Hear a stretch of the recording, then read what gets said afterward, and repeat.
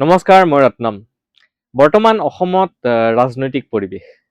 কাইলৈ আছে ভোট। কিন্তু এই ৰাজনৈতিক পৰিৱেশৰ মাজত আমি এটা ভাল খবৰ হয়তো পাহৰি গৈছোঁ। আৰু সেইটোৱে ক'বলৈ মই আপোনালোকৰ মাজত এইটো ভিডিঅ' লৈ আহিছোঁ এটা। ঠিক আছে।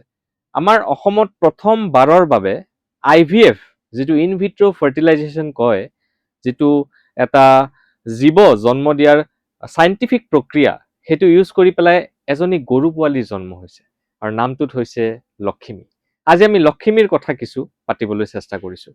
লক্ষিমী হৈছে অসমৰ ফাৰ্ষ্ট IVF কাফ। ঠিক আছে। তাৰমানে আগতে IVF ইউজ কৰি এনেকৈ গৰুৰ পোৱালি অসমত জন্ম হোৱা নাই, বাহিৰত যদিও হৈছে, অসমত ফাৰ্ষ্ট টাইম এইটো হৈছে। কাৰ তত্ত্বাৱধানত হৈছে? এইটো আপোনাৰ খানাপাৰাত স্থিত অসমৰ পশু চিকিৎসা মহাবিদ্যালয়ৰ তত্ত্বাৱধানত হৈছে। আৰু লগতে তিনিজন চাইণ্টিষ্টৰ নাম আমি ল'ব লাগিব: ডক্টৰ মনজ্যোতি ভূঞা, ডক্টৰ মান্না বাৰুতি আৰু ডক্টৰ ৰাজু ডেকা। এছিষ্টেণ্ট প্ৰফেচাৰ হয় আৰু হেড হিচাপে ডক্টৰ মনজ্যোতি ভূঞা আছিলে। তিনিজনৰ সহযোগত এই IVF কৰি পেলাই এই পোৱালিজনী জন্ম হৈছে। একচুৱেলি মই তাৰপিছত আৰু কেইটামান কথা, IVFনো কি হয় সেইটো যোৱাৰ আগলৈকে প্ৰথম কথা, সোণাপুৰত জন্ম হৈছে মাৰ্চৰ 26 তাৰিখে ৰাতিপুৱা 5:30 বজাত। লগতে ফিমেল হয়, সেইকাৰণে নামটো নিশ্চয় আপোনালোকে গম পাইছে, লক্ষিমী দিছে, তাৰমানে লক্ষী যেন ঘৰলৈ আহিছে।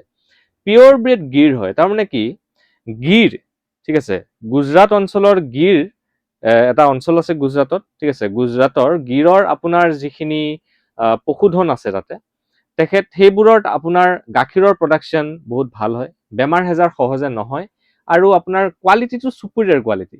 ইয়াতে যিটো IVF আপোনাৰ মানে চাইণ্টিফিক যিটো মেথড ইউজ কৰা হৈছে, দেউতাক আৰু মাক মানে লক্ষিমীৰ তাৰমানে গিৰ যিটো প্ৰজাতি আছে, ব্ৰিড আছে, সেই গিৰ ব্ৰিডৰ ইউজ কৰা হৈছে। এতিয়া সেইটো কৰাৰ কাৰণে আমি লক্ষিমী হয়তো বহুত পিছৰ ফালে, যেতিয়া অলপমান তাই ডাঙৰ হ'ব, বিৰাট ষ্ট্ৰং দেখিবলৈ পাম, ৰাইট? এইখিনি কথা আপোনাক ক'লো। 23 কিলোগ্ৰামছ প্ৰথম জন্ম হওঁতে। আৰু সোণাপুৰত এটা ডায়েৰী ফাৰ্ম আছে, সেই ডেইৰী ফাৰ্মতে হৈছে আৰু ছাকচেছফুলি এইটো কণ্ডাক্ট কৰিব পৰা গৈছে। আচ্ছা, ইয়াতে এতিয়া কিছুমান আমাৰ পৰীক্ষা ৰিলেটেড কথা আমি জানিব লাগে, যেনেকে এছিষ্টেড ৰিপ্ৰডাক্টিভ টেকনিক্স, ART, ঠিক আছে, ইন ভিট্ৰ' ফাৰ্টিলাইজেশ্যন, এইবোৰ হয় কি? এতিয়া ধৰক মই গোটেইখিনিত একদম ডিটেইলত সোমাব নোৱাৰিম, কিন্তু আপোনালোকক মই এটা আভাস দিব পাৰোঁ যে আমি যিটো ছায়েন্স টেক আমাৰ ছাবজেক্ট আছে, তাতে কিছুমান ধৰক ছেক্টৰছ আছে। For example defence sector, nano technology, internet and communication skills, লগতে আৰু এটা ছেক্টৰ আছে বহুত ইম্পৰ্টেণ্ট, যিটো এক্সামত আহে, বায়'টেকনলজি। আৰু বায়'টেকনলজিত আমি এই ART যিটো আছে সেইটো আমি পঢ়োঁ, আৰু তাৰে আণ্ডাৰত আমি ইন ভিট্ৰ' ফাৰ্টিলাইজেশ্যনো পঢ়োঁ।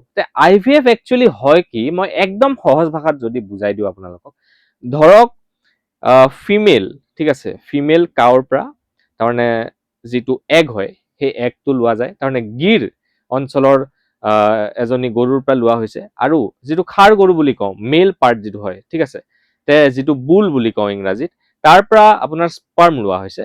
এই দুটা আমি লেবত দুইটাকে আমি সংযোগ কৰোঁ, মানে কানেক্ট কৰোঁ। তাৰপিছত সেইটো গ্ৰ' হ'বলৈ দিওঁ। তাৰপিছত যেতিয়া এম্ব্ৰায়ো ফৰ্ম হয়, ঠিক আছে, গ্ৰ' হৈ পেলাই এটা নেক্সট যিটো ষ্টেজ ফৰ্ম হৈ যায়, স্পাৰ্ম আৰু এগ মিলি পেলাই, সেই এম্ব্ৰায়টো আমি ফাইনেলি মাকৰ পেটত ভৰাই দিওঁ। আৰু ইভেঞ্চুৱেলি যেনেকৈ এটা বাচ্চা মানুহৰো জন্ম হয়, তেনেকৈ গৰুজনীৰ মাকৰ পেটত তেনেকৈ আমাৰ লক্ষিমী লাহে লাহে গ্ৰ'থ হ'ল, আৰু ফাইনেলি লক্ষিমীৰ জন্ম হ'ল। এইটো এটা বহুত ভাল এটা ইনফৰমেশ্যন আপোনালোকক ক'বলৈ বিচাৰিলোঁ। APSC চেণ্ট্ৰিক এটা প্ৰশ্ন ইয়াতে আমি দেখিবলৈ পাইছোঁ, মেইনছক লৈ পেলাই দেখিবলৈ পাইছোঁ, বায়'টেকনলজি ৰিলেটেড ইন ভিট্ৰ' ফাৰ্টিলাইজেশ্যনৰ ওপৰত সুধিব পাৰে। প্ৰিলিমছত আপোনাৰ লক্ষিমী কি ব্ৰিড হয়, কেনেকুৱা ধৰণৰ কথা, সেই হিচাপেও এটা প্ৰশ্ন সুধিব পাৰে। আৰু এইখিনি ইয়াতে আপোনালোকক মই যিখিনি আৰু এক্সট্ৰা ইনফৰমেশ্যন দিবলগীয়া আছে, ধৰক ট্ৰেডিশ্যনেল ব্ৰিডিং আৰু এডভান্স যিটো আমি ইন ভিট্ৰ' ফাৰ্টিলাইজেশ্যন কৰি পেলাই এজনী গৰু পোৱালি জন্ম হ'ল, এটা ডিফাৰেঞ্চটো কি? ট্ৰেডিশ্যনেল ব্ৰিডিঙত কি হয়, গৰুজনী হয়তো বেমাৰত সোনকালে আক্ৰান্ত হ'ব পাৰে, গাখীৰৰ প্ৰডাকশ্যনটো যিমান বিচাৰোঁ সিমান নিদিব পাৰে।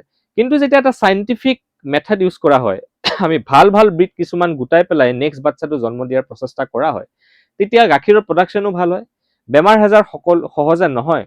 লগতে আপোনাৰ লাইফ ষ্টক ছেক্টৰটোতো এটা বহুত পুছ পায়, এটা মানে বুষ্ট পায়, ঠিক আছে, আৰু লগতে আপোনাৰ চুপিৰিয়ৰ কোৱালিটি হয় কাৰণে জেনেৰেশ্যনটো ভাল হৈ যায়।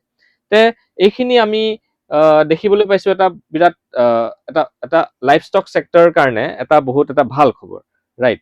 ঠিক আছে। এতিয়া আপোনাৰ বাকীখিনি ইনফৰমেশ্যন ইয়াতে সৰুকৈ PDF এখন বনাই মই আপোনালোকক ক'বলৈ চেষ্টা কৰিলোঁ।